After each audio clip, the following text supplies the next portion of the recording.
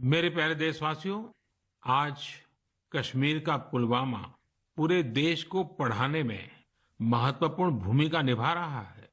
आज देश भर में बच्चे अपना होमवर्क करते हैं, नोट्स बनाते हैं, तो कहीं न कहीं इसके पीछे पुलवामा के लोगों की कड़ी मेहनत भी है।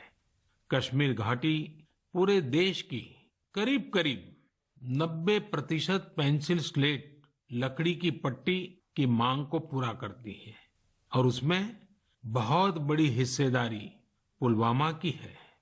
एक समय में हम लोग विदेशों से पेंसिल के लिए लकड़ी मंगाते थे, लेकिन अब हमारा पुलवामा इस क्षेत्र से देश को आत्मनिर्भर बना रहा है। वास्तव में पुलवामा के ये पेंसिल स्टेट्स के बीच के गैप्स को कम कर रहे हैं। घाटी की चिनार की लकड़ी में हाई मॉइस्चर कंटेंट और सॉफ्टनेस होती है, जो पेंसिल के निर्माण के लिए उसे सबसे सूटेबल बनाती है। पुलवामा में उक्खू को पेंसिल विलेज के नाम से जाना जाता है। यहाँ पेंसिल स्लेट निर्माण की कई इकाइयां हैं जो रोजगार उपलब्ध करा रही है और इनमें काफी संख्या में महिलाएं काम करती हैं। साथियों, पुलवामा की अपनी यह पहचान तब स्थापित हुई है जब यहाँ के लोगों ने कुछ नया करने की ठानी, काम को लेकर रिस्क उठाया और खुद को उसके प्रति समर्पित कर दिया।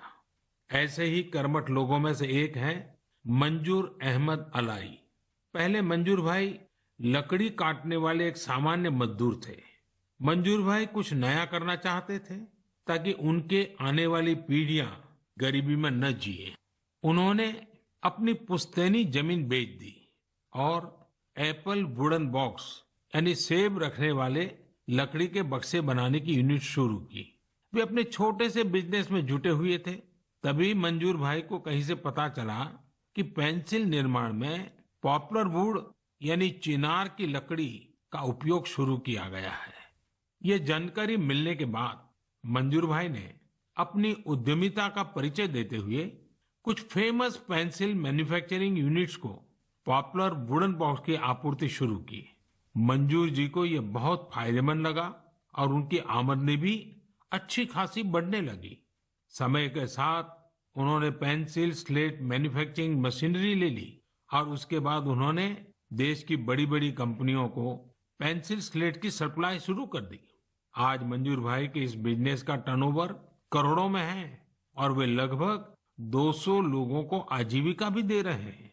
आज मन की बात के जरिए समस्त देशवासियों की ओर से मैं मंजूर भाई समेत पुलवामा के मेहनतकश भाई बहनों को और उनके परिवार वालों को उनकी प्रशंसा करता हूँ। आप सब देश के यंग माइंड्स को शिक्षित करने के लिए अपना बहुमूल्य योगदान दे रहे हैं। मेरे प्यारे देशवासियों, लॉकडाउन के दौरान टेक्नोलॉजी बेस्ड सर्विस डिलीवरी के कई प्रयोग हमारे देश में हुए हैं और अब ऐसा नहीं रहा कि बहुत बड़ी टेक्नोलॉजी और लॉजिस्टिक्स कंपनियां ही यह कर सकती है। झारखंड में ये काम महिलाओं के सेल्फ हेल्प ग्रुप ने करके दिखाया है। इन महिलाओं ने किसानों के खेतों से सब्जियां और फल लिए और सीधे घरों तक पहुंचाए।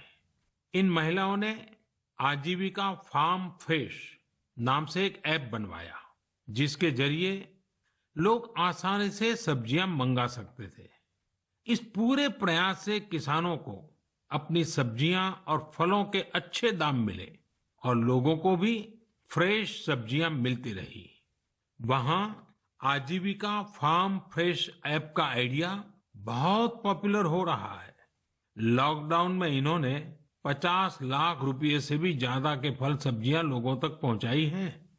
साथियों, एग्रीकल्चर सेक्टर में नई संभावनाएं बनता देख हमारे युवा भी काफी संख्या में इससे जुड़ने लगे हैं।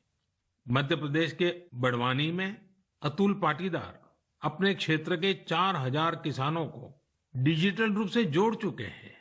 ये किसान अतुल पाटीदार के ई प्लेटफॉर्म फार्म कार्ड के जरिए खेती के सामान जैसे खाद, बीज, पेस्टिसाइड, फंगिसाइड आदि की होम डिलीवरी पा रहे हैं। यानी किसानों को घर तक उनकी जरूरत की चीजें मिल रही हैं। इस डिजिटल प्लेटफॉर्म पर आधुनिक कृषि उपकरणों भी किराए पर मिल जाते हैं। लॉकडाउन के समय भी इस डिजिटल प्लेटफॉर्म के जरिए किसानों को हजारों पैकेट डिलीवरी किए गए, जिसमें कपास और सब्जियों के बीज भी थे। अतुल जी और उनकी टीम किसानों को तकनीकी रूप से जागरूक कर रही हैं, ऑनलाइन पेमेंट और खरीदारी सिखा रही है। साथियों, इन दिनों महाराष्ट्र की एक घटना पर मेरा ध्यान गया। वहां एक फार्मर प्रोड्यूसर कंपनी ने मक्के की खेती करने वाले किसानों से मक्का खरीदा। कंपनी ने किसानों को इस बार मूल्य के अतिरिक्त बोनस भी दिया। किसानों को भी एक सुखद आश्चर्य हुआ।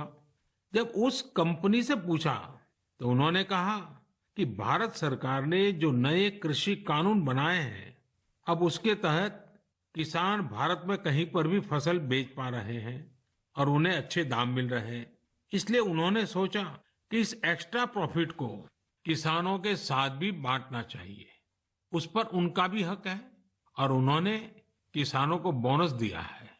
साथियों, बोनस अभी भले ही छोटा हो, लेकिन ये शुरुआत बहुत बड़ी है।